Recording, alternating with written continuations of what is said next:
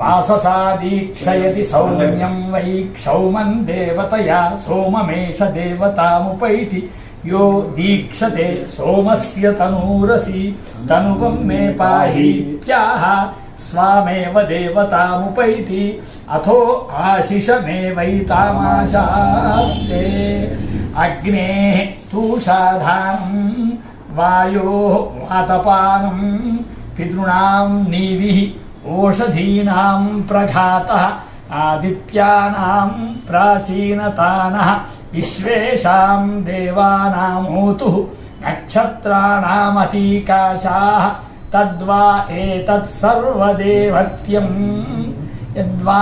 యద్వాససా దీక్షయతి సర్వాభిరేవైనం దేవతాభిర్దీక్షయతి అని. కాబట్టి నారాయణ శాస్త్రి గారు పిలిచి ఈ బ్రహ్మస్వభవనం ఇలా కాశీలో ఏర్పాటు చేస్తున్నామంటే నేను కూడా భగవత్ సంకల్పం ద్వారా నేను ఇతరత్వ ధనాన్ని వినియోగించా కానీ ఇప్పుడు నా చేతిలో లేకపోయినా ఇది మీరు అన్న తర్వాత తప్పకుండా నేను కూడా యథాశక్తిగా చేయాలని $1500 ఇప్పుడు చెక్కు రూపంలో వారు ఇప్పుడు ఇచ్చారు.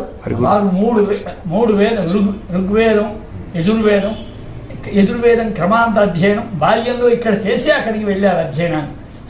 తర్వాత అక్కడికి కాశీకి అమెరికాకు వెళ్ళి అప్పుడు అక్కడ 10 లక్షల రూపాయల ఉద్యోగం చేస్తూ అప్పుడు ప్రతినిత్యం పత్ని యొక్క సహాయంతో ఆమె కూడా ధర్మవాసన కలిగింది కాబట్టి వారు డ్రైవింగ్ చేస్తూ 200 కిలోమీటర్లు వెళ్ళి అక్కడ అధ్యయనం చేసి ఇక్కడ ఆ ఋగ్వేదాన్ని మొత్తం అధ్యయనం చేశారు.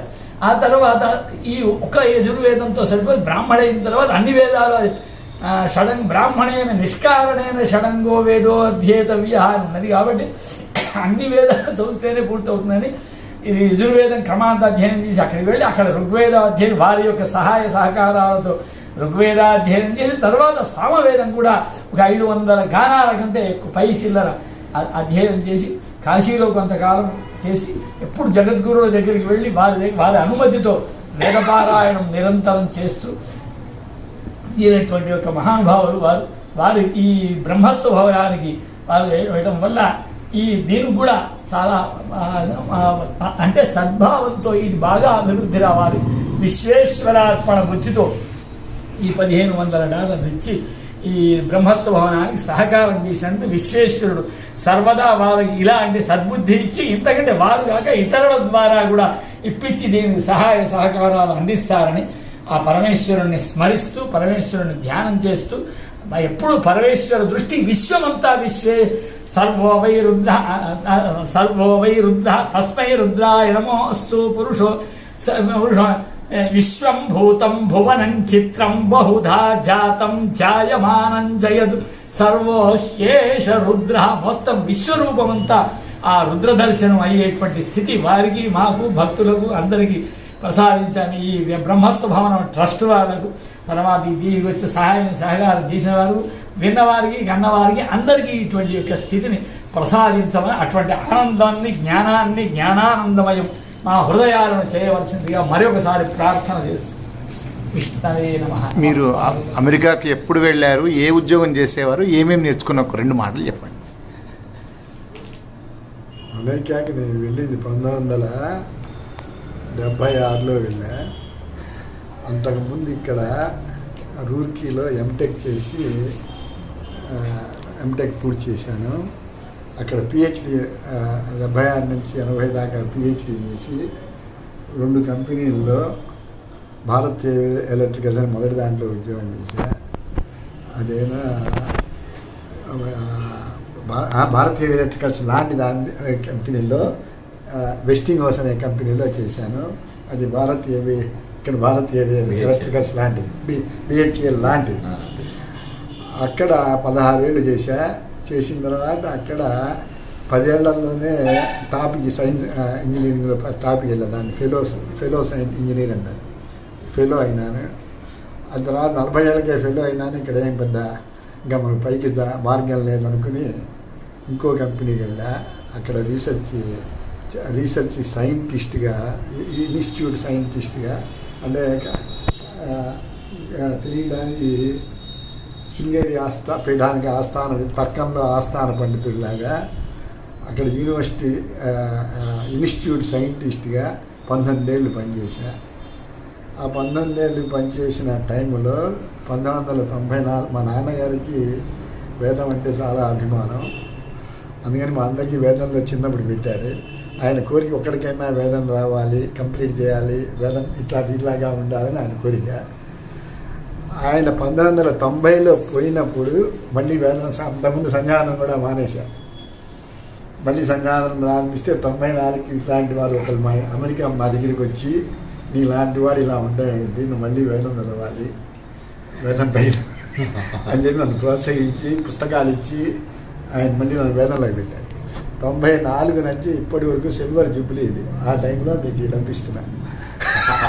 వేదాన్ని మళ్ళీ నేను ప్రారంభించి సిల్వర్ జూబ్లీ ఇప్పుడు 25 సంవత్సరాలు అయింది. ఆ వేదం అంటే మా నాన్నగారి ఆశీర్వదనం అనుకోండి, అదే కర్మ చేస్తూ దాన్ని మళ్ళీ తిరిగి ఆయన కోరిక తీరుద్దానికి అనుకోండి, ఏదైనా కానీ గౌరవ గాయత్రి మాత అనుగ్రహంతో పట్టుదల విఘ్నం కాకుండా దాని మీద పెరిగింది తప్ప తగ్గల. అది చాలా ఇంపార్టెంట్. తర్వాత ఎవరో ఇంకో వేద పండితులు వచ్చి మీలాంటి వాళ్ళు ఒక వేదంతో సార్ మీరు భారద్వాజ సూత్రం అన్ని వేదాలు చదవాలి అందుకని చెప్పి మళ్ళీ మా నాన్నగారి కోసం అని చెప్పి ఎదుర్వేదం చదివా కదా. నేను అంటే మా చిరుగు వాళ్ళు వేదం అనేది లేదు, సంస్కృతమే ఉంది. అందుకని మా నాన్నగారి కోరిక అది అందరికీ చెప్పించిన ఎవరికి ఆయన ఎందుకు వేదంలో పెట్టాడో చెప్పాలి, నాకు ఒక్కడికే చెప్పాడు. మన చెరువువారి ఫ్యామిలీలో వేదం లేదు, మన ఇంటికి వేదాన్ని తీసుకురావాలి భగీరథుడి గంగ తెచ్చినట్టు అనేటప్పటికి అప్పుడు నేను మళ్ళీ మా నాన్న వారి వల్ల యజుర్వేదం తెచ్చాను కదా, మరి నేను చేసింది ఏంటి చెరువు వారికి ఏం లేదు కదా అని చెప్పి మళ్ళీ ఋగ్వేదాన్ని పూర్తి చేసి అయిన తర్వాత అప్పుడు నాకేమనిపించిందంటే మన శాస్త్రం ఇంట్లో ఉన్న శాస్త్రం ఉన్నది పోగొట్టుకుని ఏదో కొత్త తెచ్చాను సంకలు కొట్టుకుంటే ఎట్లా అని చెప్పి మళ్ళీ రఘువంశం కుమార సమూహం అవి ప్రారంభించి అది చేసినాను. తర్వాత మెల్లిగా అమ్మ గాయత్రి అమ్మవారి అనుగ్రహం వల్ల ఇలాంటి వాళ్ళ ఆశీర్వచనాల వల్ల ఏదో అది అక్కడ తర్కం రావడానికి కాశీకి వచ్చారు.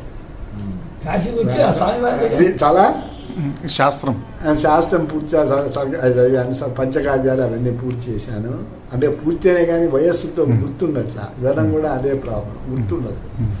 అందుకని చెప్పి కానీ బ్రాహ్మడిగా చదువుకోలేదు కాబట్టి శృంగేరి సోమవారిని అడిగితే ఇప్పుడు నువ్వు వేదార్థం చదువుకునే వయస్సు కాదు నీకు, కాబట్టి నువ్వు వేదశివ శివ వేదాధ్యాయి సదాశివ తస్మాత్ సర్వప్రయత్నైన వేదమేవ సదా పట్టే అని చెప్పి వారు నాకు ఇప్పుడు వేదం ముందు కూర్చో నీకు అదే చాలు శ్రేయస్కరం అని చెప్పి జగద్గురువులు అవి చెప్పారు.